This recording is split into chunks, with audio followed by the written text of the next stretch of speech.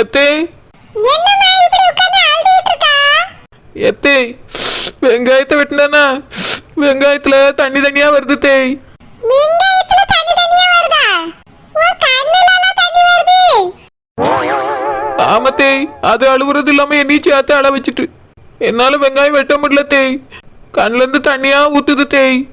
நான் அழுவுறதுனால வயிற்றுக்குள்ள இருக்க என் பிள்ளையும் அழுவுமா?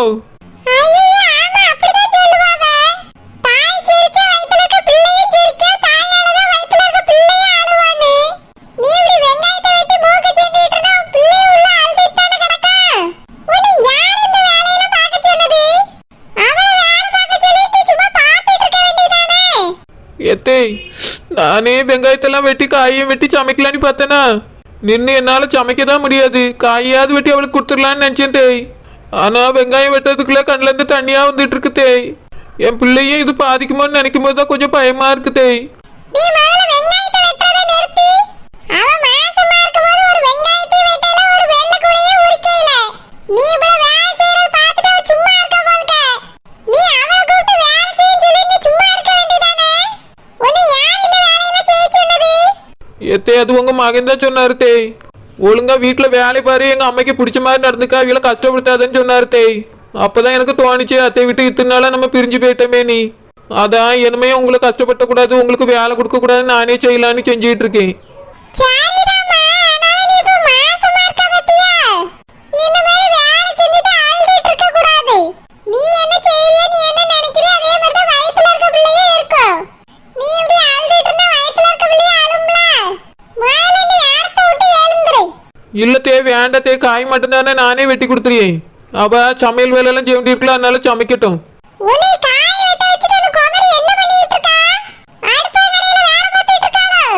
தெரியல தேய், அவ பிள்ளை இருக்குல்ல அதை பார்த்துட்டு இருப்பாளா இருக்கும். நீங்க வேணா என் கூட சேர்ந்து காய் வெட்டுங்க தேய், காயை மட்டும் வெட்டி கொடுத்துருவோம்.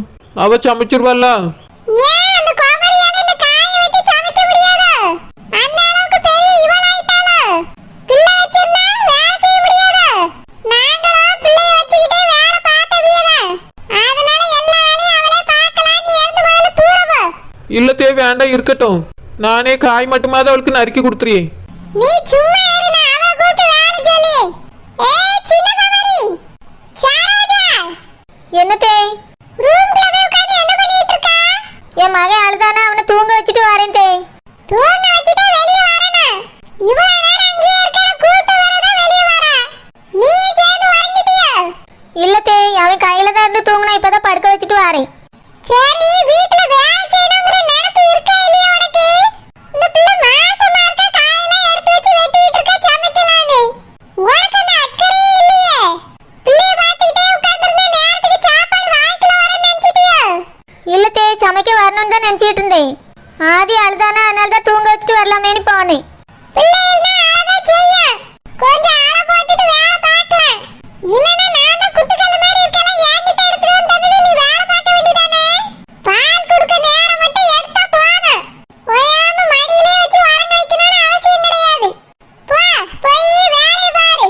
இந்த காய் அவ்வளோத்தையும் வெட்டி போய் சமையல் பண்ணு. எத்தே, காயை நறுக்கிதாங்க தே, நான் போய் சமைக்கேன். அது வரைக்கும் ஆதி பக்கத்துல இருக்கேன் தே. ஏன் ஆதி பக்கத்துல யாரும் இல்லைன்னா அவனை என்ன கூட தூக்கிட்டு போயிருமாக்கா? இல்ல எழுந்து வேற ஊருக்கு ஓடி போயிருவானே? எத்தே, குழந்தை எதுக்குத்தே அப்படி சொல்றிய? இப்படிலாம் பேசாதுங்க தே. இங்க பாரு குமரி, நானும் ரெண்டு பிள்ளைகளை பெத்துதான் இருக்கேன். பிள்ளைகள் தூங்கும்போது தான் நம்ம வந்து வேலையை பார்க்கணும். அவன் உறங்கியான பக்கத்துல இருந்து பார்த்துட்டு இருக்கேங்கிற பழக்கத்தை விட்டுரு. ஆமா, இவ்வளவு பேசுறியே, ஒத்தையில அங்க போய் இருந்து எப்படி மவனை பார்த்துக்கிட்டே எப்படி வியாபாரம் பண்ண? அப்ப குழந்தை வீட்டுல கொண்டு படுக்க வச்சுட்டு நான் வியாபாரம் பண்ணுவேன், இவ பாத்துக்கிடுவா.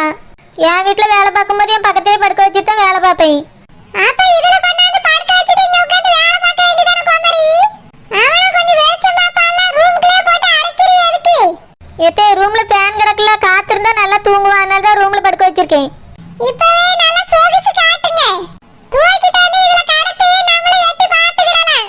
அழுதாலும் உடனே தெரியும். இல்லத்தே, இப்பதான் தூங்க ஆரம்பிச்சிருக்கான், அவன் தூங்கட்டும். இப்ப போய் தூக்குனாவே முழிச்சிருவான். வேணா சத்தம் கேட்ட போய் எட்டி பார்த்துக்கிடுங்க. நான் சோத்துக்கு தண்ணி ஊற்றி அடுப்புல வைக்கேன் தே. குழந்தை நீ சீக்கிரமா காயை நறுக்கி எடுத்துட்டு வா. நான் உனக்கு வேலை சொன்னா நீ அவளுக்கு ஆர்டர் போடுறியே என்ன குமரி? இங்க பாரு, சோத்துக்கு தண்ணி ஊத்தி அடுப்புல வைக்கணும், அதை நானே வச்சுக்கிடுவேன். நீ ஒழுங்கா எல்லா காயும் வெட்டி எடுத்து போய் சமையல் பண்ணு. குழந்தை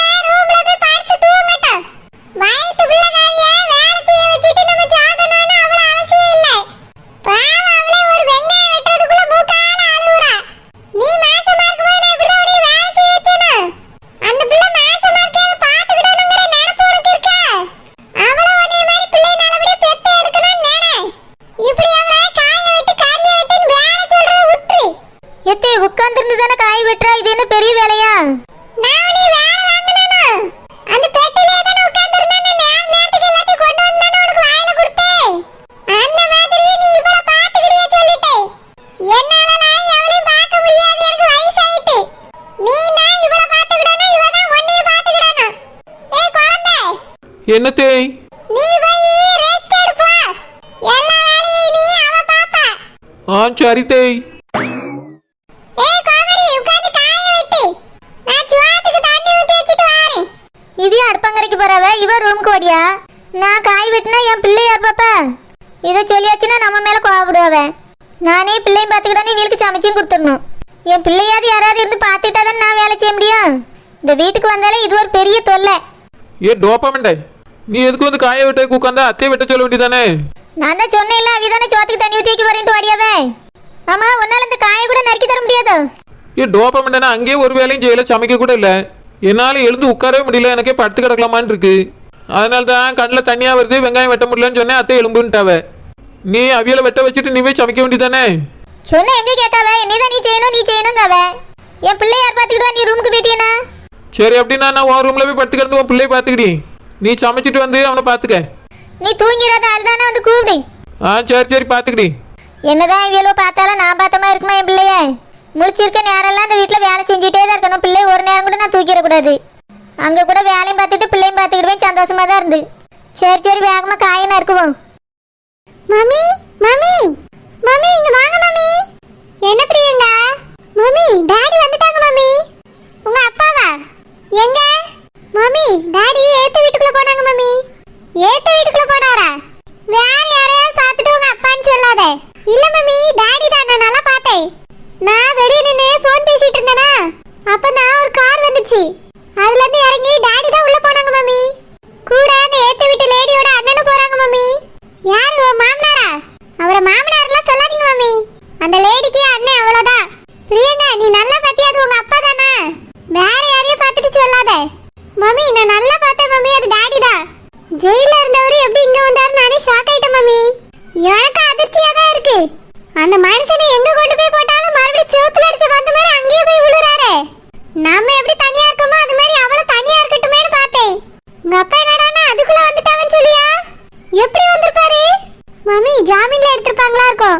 நம்மள கேட்காம எப்படி விடலாம்? நம்ம தான் கேஸ் ஸ்ட்ராங்கா கொடுத்தோம்ல மம்மி. அதான் அன்னைக்கே அந்த போலீஸ் சொன்னாங்கல்ல, இந்த கேஸ்லாம் ரொம்ப நாள் நிக்காதுன்னு. அதனால ஒருவேளை டாடியை வெளியே விட்டுருப்பாங்களோ? வெளியே விட்டுருந்தா அந்த மனுஷன் இங்க தானே வரணும், எதுக்கு அங்க போனாரு?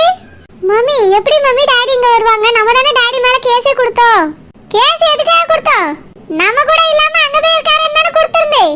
இப்போ எப்படி மறுபடியும் அவர் அங்கேயே போய் இருக்கலாம்? வா போய் என்னன்னு கேப்போம்.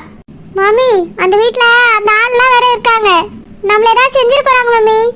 என்ன செஞ்சிருவாமே? செய்யட்டா, அதுக்கு ஒரு கேஸ் கொடுப்போம். வா, உங்க அப்பா தான் வந்திருக்காருன்னு போய் பாப்போம். சரி மம்மி. யோ, எங்கயா இருக்கீரு? வெளிய வாயா. பொண்டாட்டி புள்ளலாம் மறந்து போய் இங்க வந்து உட்கார்ந்திருக்கீரோ? வெளிய வாயா. நீயா எதுக்கு இங்க வந்தா? உனக்கு எனக்கு என்ன சம்பந்தம் இருக்கு? என்ன சம்பந்தம் இருக்கா? என் பக்கத்துல இருக்கிறது யாரியா? உன் பிள்ளை தானே. என்ன சம்பந்தம் இருக்குன்னு கேக்குறீரு? ஆமா, நான் உமர ஜெயில்ல தான போட்டுறேன். எப்படி வெளிய வந்தீரு? எப்படியோ வந்தேன், உனக்கு என்ன? எனக்கு என்னவா? கம்ப்ளைன்ட் கொடுத்தது நான் தான். எப்படி வெளிய வந்தீங்க? மறுபடியும் போலீஸ் ஸ்டேஷனுக்கு போன் பண்ணி ஏறுங்க. போன தடவையாவது உங்க மட்டும் உள்ள தூக்கி வச்சே, இந்த தடவை அவ பேர்லயே கம்ப்ளைன்ட் கொடுத்து அவளையும் தூக்கி உள்ள வைக்க. அப்ப தெரியும் உங்களுக்கு இந்த ராசாத்தி யாருன்னு. நீ திருந்தவே மாட்டியோ? எதுக்கு இப்படி இருக்கா? அந்த மீனாவும் ஒன்னே மாதிரி தானே? என்னது என்னை மாதிரியா? என் வாழ்க்கையை அழிச்சவாவா?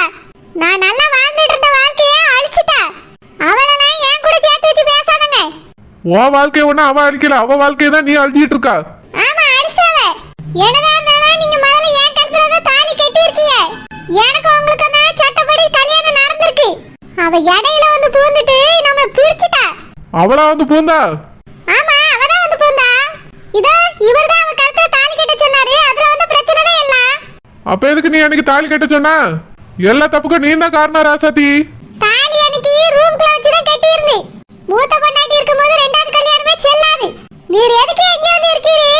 நான் எங்க வேணாலும் இருப்பேன், உனக்கு என்ன? என் பிள்ளை வாழ்க்கை அன்னைக்கு நல்லா இருக்கணும்னு தான் உங்களுக்கு தாலி கட்ட சொல்லியிருந்தேன். அதை சாக்க வச்சுட்டு இவ கூட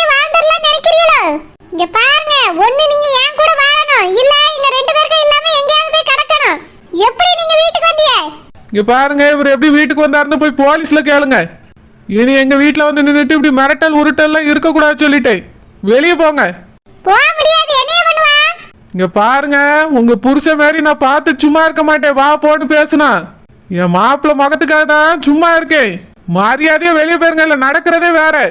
என்ன நடக்கும்? என்ன பண்ணிருவீங்க? பண்ணி பாருங்க பாப்போம். ரோசாத்தி, என் வீட்டை விட்டு வெளியே போ, இல்ல பொருளை தட்டி கையில கொடுத்துருவேன்.